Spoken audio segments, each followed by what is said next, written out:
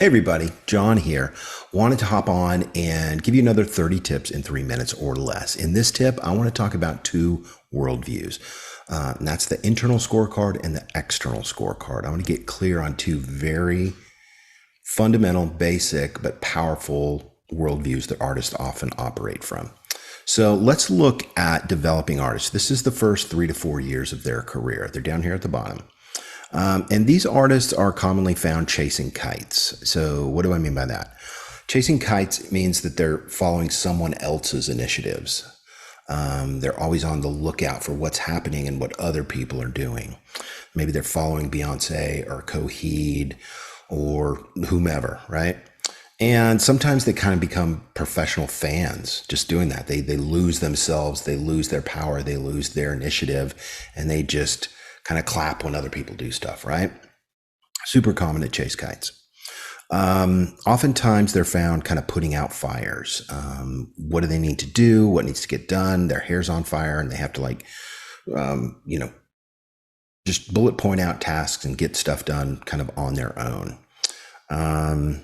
Another thing that's common with them is they're often imitating what they hear kind of in the chaos. They'll do a 4-hour rabbit hole in YouTube and follow the people that love to talk and thump their chests, right? They often work really hard, but not very smart. And this is what we call the external scorecard, right?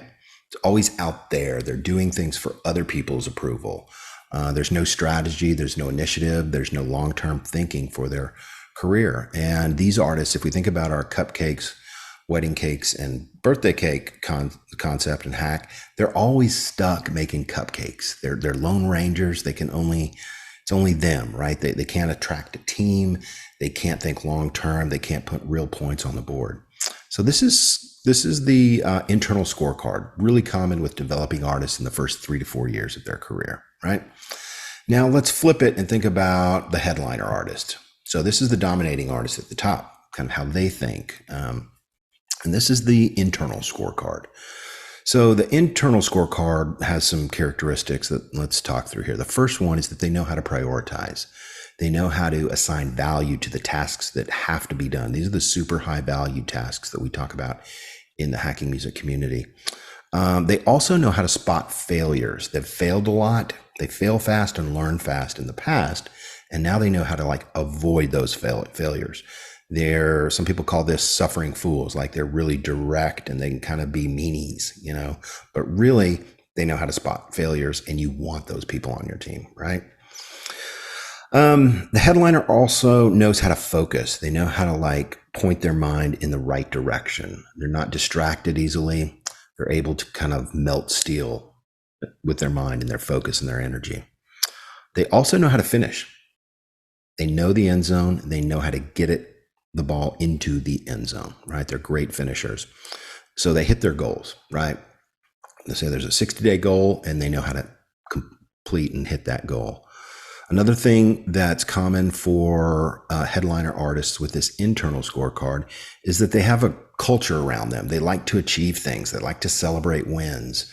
It's kind of like high protein artists, like professional athletes. Like they want that Super Bowl ring, right?